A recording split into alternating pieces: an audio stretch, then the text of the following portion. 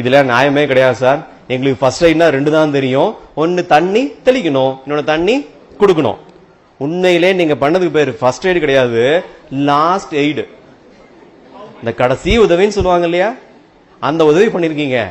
நல்லா புரிஞ்சுங்க, எப்பவுமே முதலுதவியில என்ன செய்யணும்ன்றதை விட என்ன செய்யக்கூடாது அதுல தெளிவா இருக்கணும்.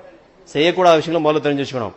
அந்த மாதிரி செய்யக்கூடாத விஷயங்களை வரும்பொழுது கட்டாயமா ஒரு 5 பேருக்கு தண்ணியே கொடுக்க கூடாது. தண்ணி கொடுத்தால் உயிர் போயிடும். யோசிக்கிறாங்க, சார் இப்படிலாம் கூட இருக்குமோ? இப்படிதான் இருக்கு. சரி, யாரெல்லாம் அந்த 5 பேர்?